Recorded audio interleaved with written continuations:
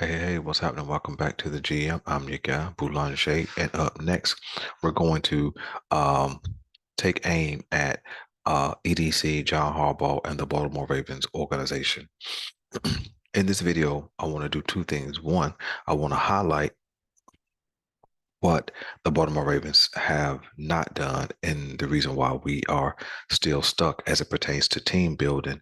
And then I also want to kill the narrative that the Baltimore Ravens have built a team around Lamar Jackson. Okay. See, and the reason why I want to do this is because if Lamar leaves, uh, Lamar sell out, Lamar's a traitor. If Lamar stays and he doesn't succeed, if we have more of the same, Lamar gets all the blame. And so every time Lamar doesn't do well, he gets all the blame. He can't throw. He's inaccurate. He's a poor decision maker. But I want us to really see what he's been playing with, who he's been playing with, and what's been done around him to make him successful or make him unsuccessful. So, with no further delay, let's get this thing underway.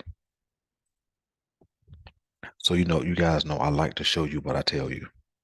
And in the last video, I made the declaration that EDC needs to go. If they can't get it together and get a Lamar Jackson deal done this year, that's an epic fail. That's reason to let him go. And then also, um, if EDC can't hit on some draft, with all the draft picks they're gonna get from a Lamar Jackson trade, if EDC can't build a team that's going to be successful, then he also needs to go because we've already seen what he's done in the draft. Uh, you know, with the potential of losing, um, continued first round picks of 2018, which was Lamar Jackson, 2019, the potential to lose on Lamar Jackson, the 2019 first round pick, which is EDC's first round pick, first round pick, Marquise Brown, and then we've already begun to hear the speculation that they could trade Patrick Queen for some more draft picks, and so. And so what we're seeing is they have a propensity not to sign their own first round picks, but will certainly go out, get other people's first round picks and pay them, such as a Marcus Williams, such as a Marcus Peters, such as a Roquan Smith. And I'm not knocking those guys. I'm glad those guys got their money. I'm glad those guys are Ravens, but I'm just tired of the false narrative that the Ravens are doing so much when they're not doing that great at what they're doing. So let's get into it. So first up, we're gonna look at this team building. I told you there's two parts to team building. One part is the draft, and then the other part is free agency, and keeping your own free agents, but also what free agents you bring in. So let's see how well EDC has really done, right? So EDC is the one who buys the groceries. John Harbaugh is the one who cooks the groceries and makes the meal. But it looks like they've been burning a lot more than they've been serving up. All right, so if we jump into it. Let me see if I can slide this thing over. I don't know if you guys can see that or not. Okay, there it is. So we're in the 2019 free agency. And so when you look at uh when you look at these players, you have Robert Griffin III, you have Earl Thomas, you have Mark Ingram, uh you have Nick Boyles, who was re-signed. He was already a Ravens. He was re-signed to a contract extension. And then you have Justin Bethel. These are the moves they made early on in the 2019 free agency. Now, I want you to look at this list. Which one of these players is building around Lamar Jackson? Which one? None. You see, because you can't say Mark Ingram was building around Lamar Jackson because Mark Ingram was already 28 or 29 years old. So he was already nearing the end of his prime. Now he did play well for a season and a half. He got injured and then never got back on track, and they released him at the end of the 2020 season. But I just want to highlight what the Ravens have and have not done. Right. So and then Earl Thomas is already gone. And RG3, he's broadcasting. Nick Boyles is now off the roster. He got hurt in 2020, I believe it was 2021, somewhere in there, and it never really returned to form. And then Justin Bethel, I didn't even remember he was on the roster. Okay, all right. Let's go down. Let's go down to 2020. Now, the 2019 early free agency, because you get the best players in March. So that was a 2019 free agency, right after Lamar Jackson jumps on the scene and balls out in 2018. And so here's the 2020 free agency, which is the season after, off season after Lamar Jackson wins the MVP. Okay. And so when we look at this, okay, most of these guys, the reason why I have them underlined and italicized is because most of these guys are guys that we brought back, with the exception of Derek Wolfe, which we know we brought him in from Denver, and he played very well in the 2020 season. But when you look at the rest of these guys, Matt Judon, um, they didn't sign him to an extension. Actually, they franchise tagged him after being a two-time Pro Bowler, and then but then we know he left, and we'll talk about that here in a minute. Justin Ellis, who is no longer on the team. Um, Jahad Ward, who is no longer on the team. Jimmy Smith, of course, who's going into retirement, but he's always been a good, solid player for us. Anthony Levine, who's no longer on the team, and then also Chris Moore, who now plays for the Houston Texans. At least I think he still plays for the Houston Texans. So these are the guys we brought back, and then of course we slid Derek Wolfe in there, and these are the early on 2020 free agents that we signed. Okay, let's go now. Let's look at some more 2020 transactions. So that we're pretty clear on what happened in the 2020 off season. Okay. So the Ravens make a trade to send in a fifth round pick to the Jacksonville Jaguars and picked up Calais Campbell, which was really a good trade. Getting Calais Campbell for a fifth round pick was really a solid move. And of course, we know Calais Campbell decided to come back and play an additional year for the 2023 Ravens. Um, Whenever we keep looking down this list of transactions, um, um, really what I believe is a silly move.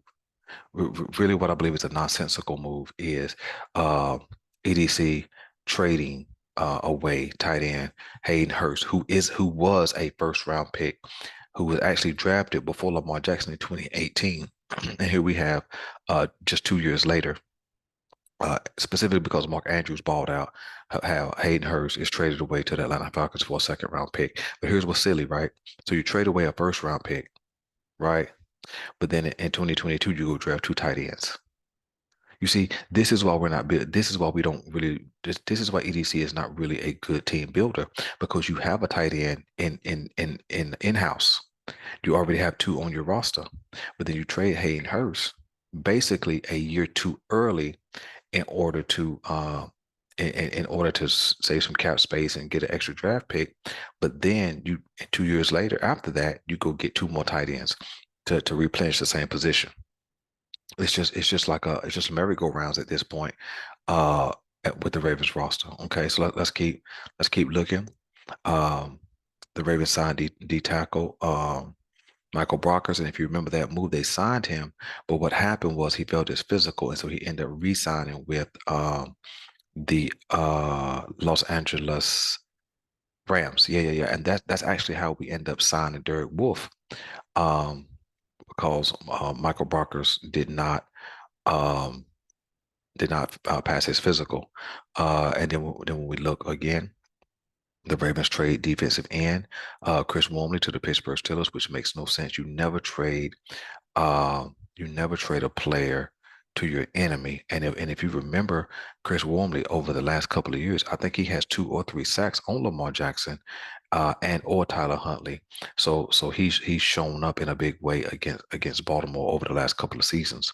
What's interesting is, you trade Chris Wormley away, but then everybody you've brought in to um in order to replace some players at defensive end has not measured up to what you're seeing from him at this point. Okay. One thing I left the Minnesota signing Michael Pierce on here only because I want to highlight that later on. So remember that Minnesota signed Michael Pierce from the Baltimore Ravens in 2020 offseason. Um, and so let's go to the next page. Okay. Now we're in 2021. Let's check out and see what happened in 2021. Okay. First and foremost, the Baltimore Ravens released Tavon Young, which which allowed him to sign with the Chicago Bears.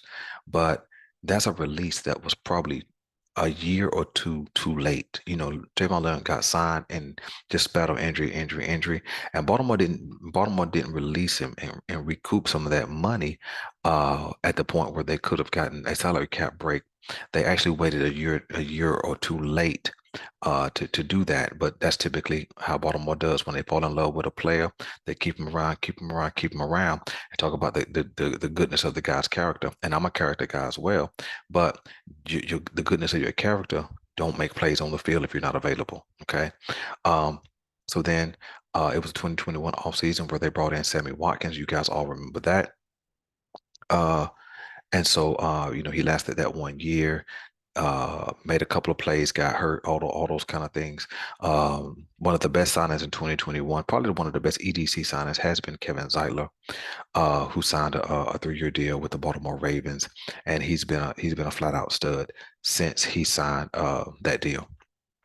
Uh, the Baltimore Ravens retained Tyus Bowser, excuse me, um, in 2021, and we know he got hurt. Um, I believe that same year, and has not returned to form yet. But he certainly should probably be back at his best in 2023. The Baltimore Ravens brought back Pernell McAfee. These are the kind of things I'm talking about. Why Pernell McAfee made absolutely no impact, took up a roster spot and some cap space when they resigned him, and so uh, these are the kind of things that make no sense because the money you paid Pernell McAfee, you could have paid Chris Wormley to stay on the roster. See, these things don't make any sense when you talk about team building. And then, of course, the Ravens signed offensive tackle Alejandro Villanueva in 2021, and that was a flat out disaster for the most part. Which led to his retirement at the end of the 2021 season. But of course, they did that because Ronnie Stanley was hurt. But see, let me make a point here. You see, you don't have to sign Alejandro Villanueva if out of one of those up until this point, it would have been 26 picks. If out of one of those 26 picks, you had a drafted a left tackle, you had plenty of opportunities. Um, and so this is the kind of thing that I'm talking about when we see a lot of indecision and poor decision from the Baltimore Ravens front office. You see, so, and that's what I mean. When you don't resign your own or when you don't draft well, you have to go out and pay outsiders big money to come in and fill a hole. When if you draft right, you fill your own holes. All right, let's see. Let's take another look at another page. Now we're in 2022. We're almost current. Okay, so we see that the Ravens resign inside linebacker um, Josh Bynes. And he's been good. He's been a good uh mentor for Patrick Queen, so on and so forth. But when they signed Roquan, he had certainly to go away. Um the Baltimore Ravens re-signed um defensive end Calais Campbell. Um so they brought him back in 2022 off season, which would have been before the 2022 season, of course. Um let's see.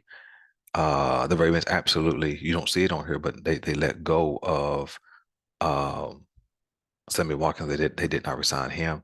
The Ravens turned down um, uh, um, uh, um, resigning, Sammy Watkins to come back and be a part of the Ravens offense. But then they end up having to go get Sammy Watkins off the scrap heap when everybody else was hurt. That's what I was trying to get my thoughts together. Then we know the Baltimore Ravens traded Hollywood Brown, trading a first round pick of 2019, Hollywood Brown for a first round pick in the 2022 draft, which turned into Tyler Lindenbaum. Um, and so then the Ravens signed running back Mike Davis, and Mike Davis looked real good in the preseason, but did not really bust a grape when it came to the regular season and end up being released once all the guys got healthy. And then they end up signing cornerback Kyle Fuller, which was a feel-good story, return home to the city of Baltimore, the state of Maryland. But of course, we know he tore his ACL, and that ended his season that year. And so some more 2022 transactions. Um, let's see, what else did the Ravens do? The Ravens tendered Tyler Huntley, of course, which has been customary for the last uh, couple of years. Um, the Ravens released Tavon Young, so you saw he signed on the other page, but here's where it's noted that he was released. Um, the Baltimore Ravens. The reason why I left the Michael Pierce signing by the Minnesota Vikings in 2020 is because here you have Michael Pierce coming back in 2022 on a 3-year deal worth about 27 million. So you don't sign him when you have him, when he's young and healthy, but you bring him back and sign him to a 3-year deal at $27 million, $9 million per, after he had missed a couple of seasons with injury. You see, these are the things that I'm talking about. These are the things that don't make sense. You have him on your team when he's originally part of the Ravens organization. You let him go, I guess because of some dollars, and then you go bring him back at a higher price than you probably could have re-signed him for. See, this is what I'm talking about, Ravens Nation. Uh, so then you look on down, the Baltimore Ravens re-signed fullback Patrick Ricard, and then the Ravens, of course, extended uh, John Harbaugh to a deal. So when you look at all the transactions that I just went over, right? You look at all of the transactions. You tell me which one said that they built around Lamar. I mean honestly, and I'm not trying to be super hard on EDC and John Harbaugh and the Ravens organization, but the truth of the matter is we don't see any signing that has made a great impact up until maybe this offseason when they brought in Marcus Williams, who played very well at the beginning of the year. But when you look back from the 2019 season when EDC took over, you know what I'm saying? Like where is the signing that was going to be a cornerstone to the Baltimore Ravens franchise? Where is the signing that said, hey, we're going to build around Lamar Jackson? So whether we were in free agency, we don't see the signing. We don't see the transaction that says, hey, is we're going to go all in. And then even in the draft, you don't see the value that showing up on the field from the NFL draft. So the question is, what has EDC really done? He's had a whole lot of picks. He's in there, made a whole lot of transactions, but none of them, not one transaction can you say was the transaction that should have and would have taken us over the top. Not one. But in that same time frame, for similar money, we saw different teams go out and do their due diligence and get players. We saw Arizona go out and get transactions, is what I mean. We saw Arizona go out and get DeAndre Hopkins. Then we saw them turn around and go get Marquise Brown. Then we saw them turn around and get Robbie Anderson when Marquise Brown got hurt. Right. So we see them go get what they need. We saw the Cincinnati Bengals go out and get a Hayden Hurst when their offense was already potent. We saw the Buffalo Bills go get Stephon Diggs and then bring back Brown, who used to play in Baltimore. You know, Jackson and Brown had a good connection, but for whatever reason, they let Brown go. Um, what's his name? I think his name was Brown. If I'm wrong, somebody please correct me. The short wide receiver who had a lot of speed. We saw Miami go out and get Tyreek Hill and then turn around and make another trade for the Denver Broncos defensive end, Chubb. Um, which are two prime time, big time players. We saw Jacksonville go out and make multiple free agency acquisitions, and those players showed up big this year and helped them get to the playoffs. So we see teams who do the due diligence. We saw Minnesota go for it this year and trade for the Pro Bowl tight end from the Detroit Lions. We saw even Chicago went out and made a play on Chase Claypool. Here's a question: we've seen Baltimore trade to Pittsburgh. Why wouldn't Baltimore go after Claypool, who was certainly available? You see what I'm saying is we see them nickel and diamond, and it's and all the moves are coming up real short. But then we see other teams make moves, they're cashing in. And so it's time for us to look at EDC and John Harbaugh a little different. EDC because he's picking the groceries, and John Harbaugh because he's cooking the groceries. But I believe John Harbaugh has his hand in who they bring in as well. So listen, man, that's what I want to show you guys, man. I want to show you guys what's really going on, what's really been happening. And just to say, man, this is the reason why we feel like we're in neutral. This is why it looks like we don't have a direction, right? Because we haven't had a real direction over the last 4 years. We have a player and we let him go, but then we bring him back, right? I mean, look at the silliness. But before I go, look at the silliness. We have Matt Judon, two-time Pro Bowler. You franchise tag him, but then you let him go, and then he goes to in the conference to the Patriots and keeps balling, which means if you had a kept him, he may have kept balling for the Baltimore Ravens. You didn't want to pay Zadarius Smith. Then what happens? He goes to Minnesota, balls out. Then watch this. You already had him. You didn't sign him. You let him go. You let him get 3 or 4 years older. Then you go try to resign him again. But you already had him, and you could have already had him in the fold. See, this is the kind of stuff I'm saying, guys, isn't making any sense. So listen, let me know what you guys want me to know. If you like this kind of content, man, I can keep bringing it to you. Hit the like, hit subscribe, hit the share. I appreciate you guys. Not hit the share, but share it with a friend. I'm your guy Boulanger. This is the GM, and I'm out.